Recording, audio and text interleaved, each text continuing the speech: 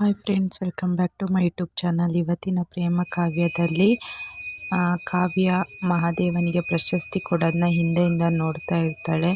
ಮಹಾದೇವ ಹೇಳ್ತಾನೆ, ಈ ಪ್ರಶಸ್ತಿ ನನ್ನ ಹೆಂಡತಿಗೆ ಸಮರ್ಪಣೆ ಮಾಡ್ತೀನಿ ಅಂತ. ಆವಾಗ ಪ್ರೇಮ ಇದ್ದವಳು ಹಿಂದೆ ಏನೋ ಮಾತಾಡ್ತಾ ಕಾವ್ಯನ ನೋಡ್ತಾಳೆ. ಕಾವ್ಯ ಅಲ್ಲಿಂದ ಸೀದಾ ಹೋಗ್ತಾಳೆ. ಪ್ರೇಮ ಅವಳು ಹಿಂಬಾಲಿಸ್ಕೊಂಡು ಬಂದು, ಕಾವ್ಯ ನಿತ್ಕೊ ಅಂತ ಹೇಳ್ತಾರೆ. ಬಂದಿದ್ದೇನೆ, ನೀನು ಬಂದರೆ ಮಹಾದೇವ್ ಅವರಿಗೆ ತುಂಬ ಖುಷಿಯಾಗುತ್ತೆ ಕಣೆ. ನಿನ್ನೆ ಹೊಗಳುತ್ತಿದ್ರು. ಇಲ್ಲ ಅಕ್ಕ, ನಾನು ಮನೆಗೆ ಹೋಗಬೇಕು, ನಾನು ಬಂದಿದ್ದು ಯಾರಿಗೂ ಹೇಳಬೇಡ ಅಂತಾಳೆ. ಇಲ್ಲ ಕಣೆ, ನೀನು ಇಲ್ಲದೊಂದೇ ಕೊರತೆ, ಬಾ ಅಂದಾಗ ಪ್ರೇಮ ಕಾವ್ಯನ ಅಪ್ಪ ಬರ್ತಾರೆ. ನೋಡಿದ್ದೀಯನಮ್ಮ, ನೀನು ಬರ್ತೀಯ ಅಂತ ನನಗೆ ಗೊತ್ತಿತ್ತು.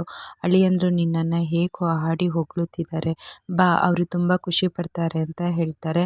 ಅಷ್ಟೊತ್ತಿಗೆ ರಾಮ್ ಸಹ ಬಂದು ಹೇಳ್ತಾರೆ, ನೀವು ಬಂದಿದ್ದೇನಾದ್ರು ಅಣ್ಣಂಗೆ ಗೊತ್ತಾದರೆ ತುಂಬ ಖುಷಿ ಪಡ್ತಾರೆ, ಬನ್ನಿ ಅಂತ ಎಲ್ಲರೂ ಹೇಳಿ ಅವಳನ್ನ ಕರ್ಕೊಂಡು ಹೋಗ್ತಾರೆ. ಅಷ್ಟೊತ್ತಿಗೆ ಪ್ರೇಮ ಕಾವ್ಯನ ಅಪ್ಪ ಹೇಳ್ತಾರೆ, ನೋಡು ಮಹಾದೇವ.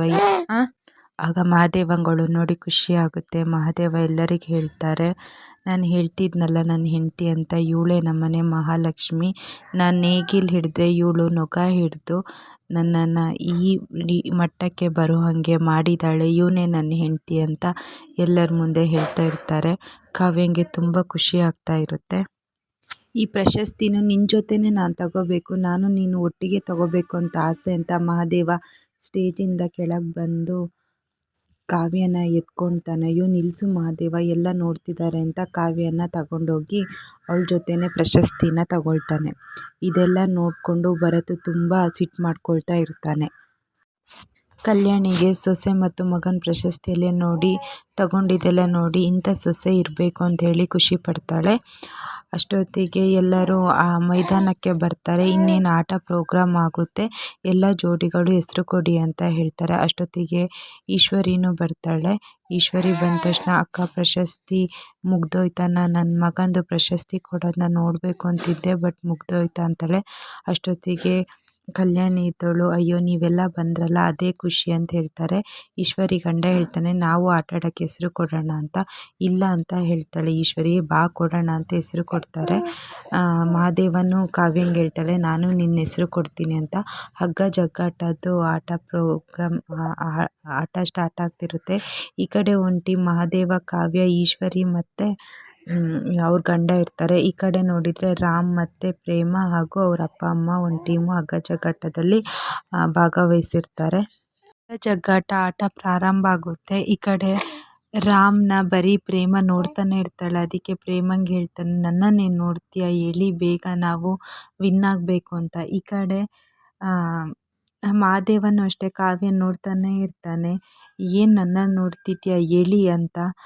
ಆವಾಗ ಹೇಳ್ತಾನೆ, ಹೆಂಡತಿ ಹೇಳಿದೆಷ್ಟು ಬಿಡೋದೆಷ್ಟು ಅಂದ್ಕೊಂಡು ಸೀದಾ ಈಗ ನೋಡು ನೀನು ಹೇಳಿದ್ದೆಲ್ಲ ಎಳಿತೀನಿ ಅಂತ ಹಗ್ಗನ ಎಳಿತಾನೆ. ಹಗ್ಗ ಎಳೆದ ತಕ್ಷಣ ಈ ಕಡೆ ಮಹಾದೇವರು ವಿನ್ ಆಗ್ತಾರೆ. ಮಹಾದೇವ ಹೋಗಿ ಕಾವ್ಯನ ಮೇಲೆ ಬೀಳ್ತಾಳೆ. ಈ ಕಡೆ ರಾಮ್ ಪ್ರೇಮನ ಎತ್ತುತ್ತಾನೆ. ಮಹಾದೇವರು ಈ ಹಗ್ಗ ಜಗ್ಗಾಟದಲ್ಲಿ ವಿನ್ ಆಗ್ತಾರೆ. ಆ ಕಡೆ ಕಾವ್ಯ ಎತ್ಕೊಂಡು, ನೀನು ಬೇಕು ಅಂತಲೇ ನನ್ನ ಮೇಲೆ ಬಿದ್ದೀಯಲ್ಲ ಅಂತ ಹೇಳ್ತಾರೆ. ಅದನ್ನು ನಿನಗೆ ಗೊತ್ತಾಯ್ತಾ ಅಂತ ಮಹಾದೇವ ಹೇಳಿದಾಗ, ಹಾಗಾದ್ರೆ ಬೇಕು ಅಂತ ಬಿದ್ದೀಯಾ? ಅಲ್ಲ ಕಣಮ್ಮಿ, ಬಿದ್ದೆ ಅಂದರೆ ಬಿದ್ದೆ, ಬೇಕು ಅಂತ ಬಿದ್ದೆ, ಇಲ್ಲ ಅಂದರೆ ಇಲ್ಲ ಅಂತ ಹೇಳ್ತಾರೆ. ಸರಿ ಬಿಡು, ಬಾ ಹೋಗೋಣ ಅಂತ ಹೋಗ್ತಾರೆ. ಅಷ್ಟೊತ್ತಿಗೆ ರಾಮ್ ಹೇಳ್ತಾನೆ, ಏನಣ್ಣ ನಮ್ಮ ಟೀಮವರೆಲ್ಲ ವೀಕ್ ಇದ್ದಿದ್ದು, ಹಾಗಾಗಿ ನಾವು ಸೋತು ಅಂತ ಹೇಳ್ತಾರೆ.